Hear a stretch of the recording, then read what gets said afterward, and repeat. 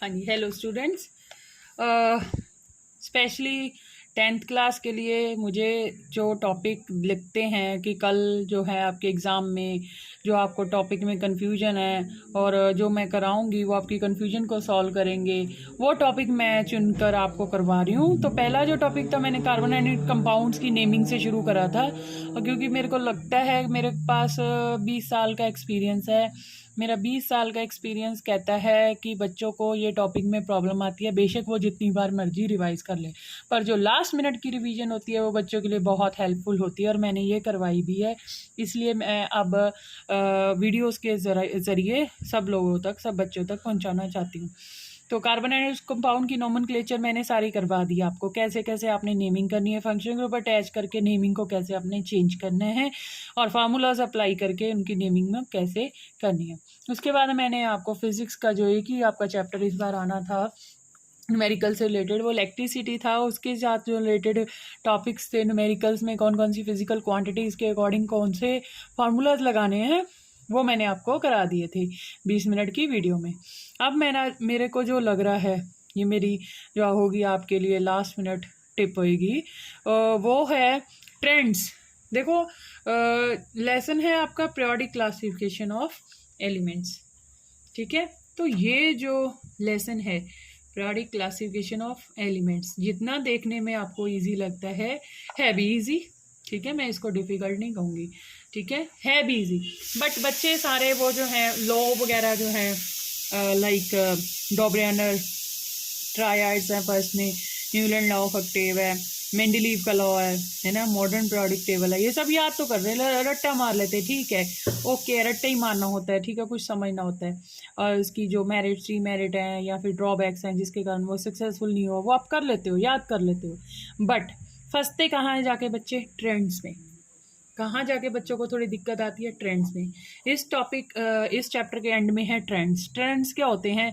जब आप modern periodic table करते हो तो उसमें आपका 2 ट्रेंड्स आते हैं, down the group, long the period, ठीक है, लेफ्ट टू राइट जाते हुए कैसे चेंज होती हैं, कुछ आपको फंडामेंटल क्वांटिटीज बताऊंगी, और डाउन द ग्रुप कैसे चेंज होती हैं वो मैं आपको बताऊंगी, ठीक है। तो इसमें मैं आपको फर्स्ट टॉपिक रिलेटेड,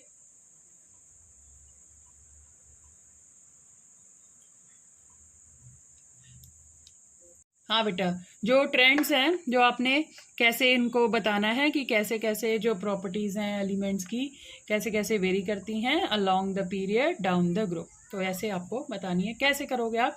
जो फर्स्ट ट्रेंड है हम करते हैं वैलेंसी का। वैलेंसी में आपको बताना है कि वैसे वैलेंसी आपको 9th में आपने टॉपिक किया है, that is valency, it's the combining capacity of an element, एक एलिमेंट की कंबाइनिंग कैपेसिटी, तो वो कैसे बढ़ती है। हाँ जी, पहले हम करेंगे पीरियड। पीरियड ऐसे होते हैं ना, हॉरिजॉन्टल रो पीरियड की होती है, वर्टिकल रो किसकी होती है? ग्रुप्स की होती है, ठीक है। तो अगर आप कहें कि आप अगर जब लेफ़्ट टू राइट जाते हैं, अगर आप कहें left to right along the period जाते हैं, तो नंबर ऑफ जो वैलेंस इलेक्ट्रॉन है वो इंक्रीजेज होते हैं। कैसे इंक्रीजेज होते हैं? 1 to 8 तक, ठीक है। तो इसकी आप एक एग्जांपल लेके भी कर सकते हो। जैसे मैं अगर आपको एक एग्जांपल ले दूं, sodium, magnesium, aluminium, silicon, phosphorus, sulphur, chlorine and argon. तो ये मैं अगर एक एग्जांपल ले लेती हूँ, ठीक है, एक थर्ड पीरियड की एग्जांपल है, ये थर्ड पीरियड है। तो इसमें बेटा आप देखिए, सोडियम का एटॉमिक नंबर क्या है? 11, मैग्नीशियम का 12, 12, 13, 14, 15, 16, 17 एंड 18। तो इसमें आउटर मोस्ट शेल में वैलेंस इलेक्ट्रॉन देखूँ 1 है, तो इसमें क्या है? 2 है, और इसमें क्या है? 3 है, देन इसमें क्या है? 4 है, और इसमें 5 आ जाते हैं, 2, 8, 5, और इसमें क्या आ जाते हैं? 2, 8, 6 आ जाते हैं। क्लोरीन में कितने आ जाते हैं? 2, 8, 7, और इसमें कितने आ जाते हैं? 2, 8, 8। तो ऐसे नंबर ऑफ वैलेंस इलेक्ट्रॉन बढ़ रहे हैं अलोंग द पीरियड। अगर आप वेरिएशन डाउन द ग्रुप देखें, सो ग्रुप की अगर एग्जांपल हम करेंगे, तो ग्रुप में क्या हो रहा है कि अगर फर्स्ट ग्रुप की अगर आप एग्जांपल ले लेते हो, तो वहां पर नंबर ऑफ जो वैलेंसी है, valence of all electron in the group is fixed और सेम रहती है। जो फर्स्ट ग्रुप है उसमें सभी जितने भी एलिमेंट्स आते हैं उनकी वैलेंसी क्या रहेगी, 1 ही रहेगी। ठीक है, और जो ग्रुप 17 आ जाएगा, ठीक है, उसमें हेलोजन एटम आ जाते हैं, उनमें 7 इलेक्ट्रॉन्स है, तो उनको 1 इलेक्ट्रॉन और चाहिए, है ना, तो उन सब की वैलेंसी क्या हो जाएगी, आल्सो 1। सो मतलब वहां पर जो ट्रेंड है वो सेम रहता है। ठीक है, डाउन द ग्रुप, तो ये आपने याद रखना है वैलेंसी का ट्रेंड कैसे चेंज होता है along the group, along the period, down the group. अगला जो टॉपिक है वैलेंसी के बाद जो आता है, ये तो फर्स्ट ट्रेंड है। सेकंड ट्रेंड आता है बेटा एटॉमिक रेडियस का। एटॉमिक रेडियस की अगर हम बात करें, what is atomic radius? Atomic radius बेटा होती है कि आउटर मोस्ट शेल में, बाहर वाले शेल में जो है इलेक्ट्रॉन है उनका न्यूक्लियस से कितना डिस्टेंस है। ठीक है, तो इसको हम कैसे, वो एटॉमिक साइज भी वेरी करता है, बताता है। ठीक है, the distance between the centre of the nucleus to the outermost shell which contain electrons. Like अगर मैं आपको बताऊं, यहाँ पे देखो, ये क्या है, पीरियड है ना, तो यहाँ पे देखो डिस्टेंस सेम सा आ रहा है। ठीक है, number of electrons, valence electron बढ़ रहे हैं, पर क्या है, शेल तो क्या है, वो क्या हो रहा है, साइज साइज तो एक जैसे ही है। पर अगर हम ग्रुप में देखें, आपको एक ग्रुप की एग्जांपल देती हूँ मैं, नेक्स्ट पेज पे देती हूँ। ग्रुप में देखिए, ठीक है, एक ग्रुप की मैं एग्जांपल देती हूँ आपको। एक सेकेंड, पीरियड की तो एग्जांपल दे दी थी, अब ग्रुप की देखिए। ग्रुप 1 की एग्जांपल ले लेते हैं हम, कहीं और नहीं जाते, ग्रुप 1 की एग्जांपल ही ले लेते हैं। उसमें आ जाता है बेटे lithium, sodium, potassium, rubidium, caesium and francium, तो ये आ जाता है। ठीक है, आपने इतना ही करना है। तो जो अपना लिथियम है, इसका एटॉमिक नंबर 3, इसका 11, इसका 19, इसका आगे 37, ये वो सो होना है, तो आपने सिर्फ 20 तक करना है, डोंट वरी अबाउट इट। तो इसके लिए हमारा शेल कौन सा बनता है, के और एल। इसके लिए हमारा शेल कौन सा बन जाता है, के एल एम, 3 शेल बन गए। इसके लिए कितने बढ़ जाते हैं, 8 और 2 10 और 8, ये 4 शेल भर गए, एन शेल भी भर गया। ठीक है, इसके लिए आगे 5। तो मतलब number of shells increasing along down the group.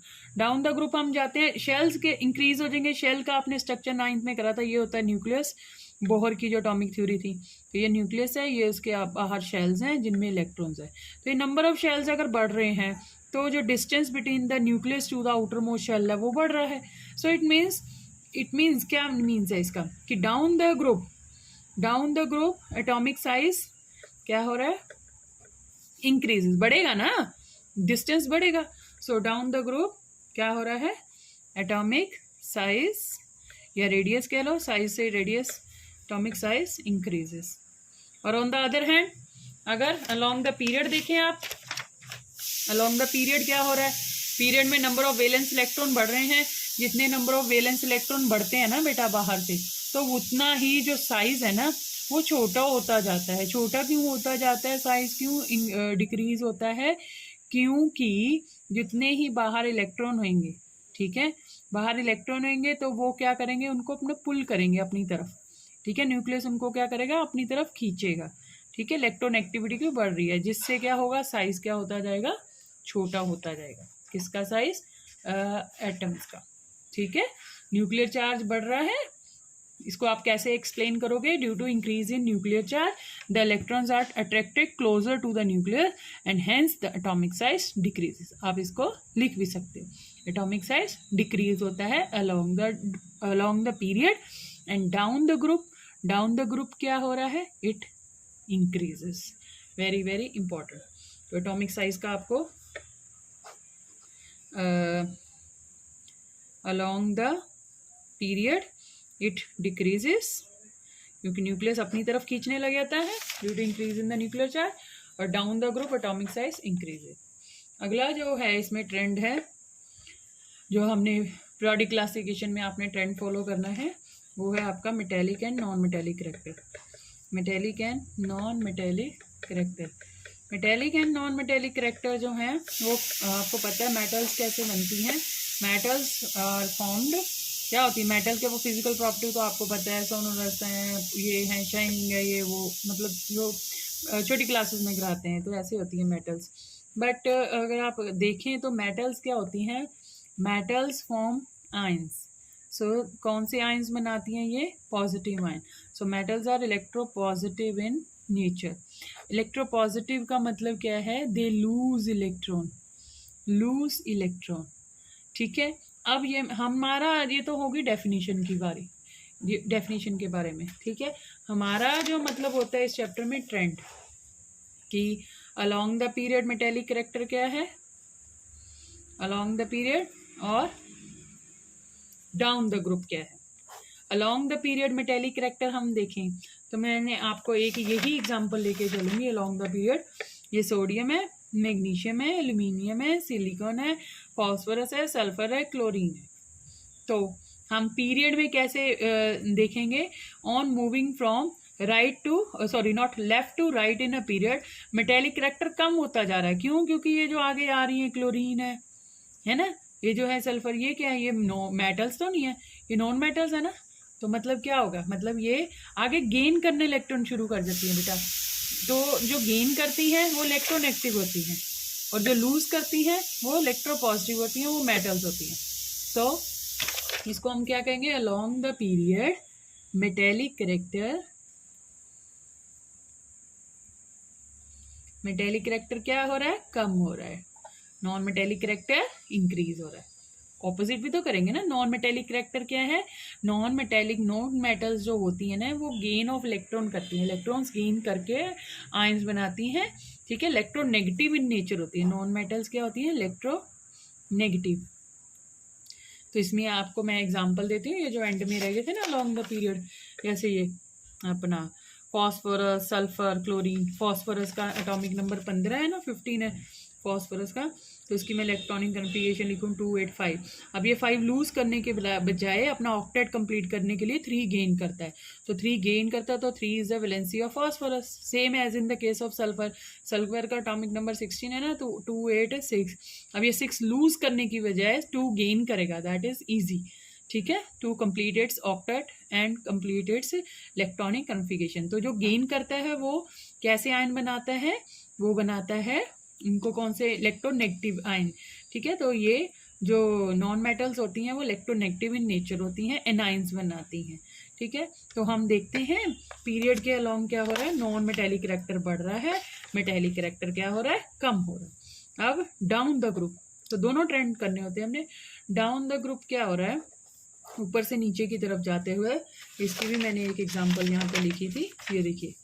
ऊपर से नीचे जाते हुए नंबर ऑफ वैलेंस इलेक्ट्रॉन तो सेम ही है। ठीक है, number of valence electron same ही है। जितना दूर जाता है, जितना दूर होता जाएगा ना आउटर मोस्ट इलेक्ट्रॉन अपने इनर शेल से, उतना ईजिली रिमूव होएगा, और जितना ईजिली लूज होएगा उतना ही वो मेटेलिक कैरेक्टर बनेगा। ठीक है, तो अगर हम बात करें कि ग्रुप में कैसे वेरी करता है metallic and non metallic character, तो आप कहोगे कि metallic character down the group क्या होएगा? Increases. Down the group increases.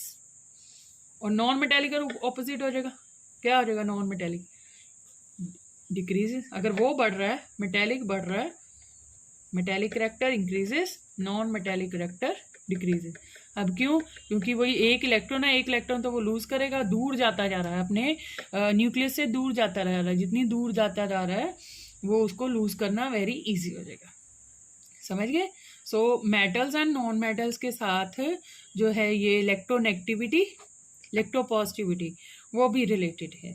ठीक है, इसके अलावा एसिडिक एंड बेसिक बातें भी जो है इसी के साथ रिलेटेड है। Acidic oxides and basic oxide. Metallic जो ऑक्साइड्स होते हैं वो क्या होते हैं?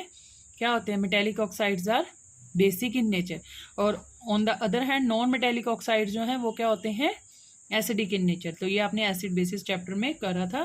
तो ये ट्रेंड्स हैं जो आपने याद रखने हैं कि मेटेलिक कैरेक्टर कैसे वेरी करता है long the period down the group, atomic size कैसे वेरी करता है long the period down the group, and एक था वैलेंसी। ठीक है, वैलेंसी कैसे वेरी करती है along the period down the group. ठीक है, तो ये जो बातें थी मैंने बतानी थी, और best of luck for the exam. कल आपका एग्ज़ाम है और बहुत अच्छा होगा, और क्योंकि आपने ऐसा सोचना है, आपके सोचने से ही देखना आपका एग्ज़ाम हो जाएगा अच्छा। और मैं अब चैप्टर वाइज़ भी वीडियो बनाऊँगी। अगर आपके जो जूनियर स्टूडेंट्स हैं, जूनियर कोलीग्स हैं या जूनियर जो आपको जानते हैं, उनको भी रेफ़र करिए।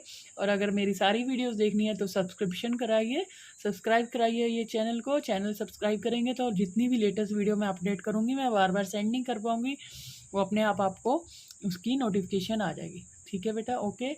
All the best for your exam. Do good, have good always. Bye.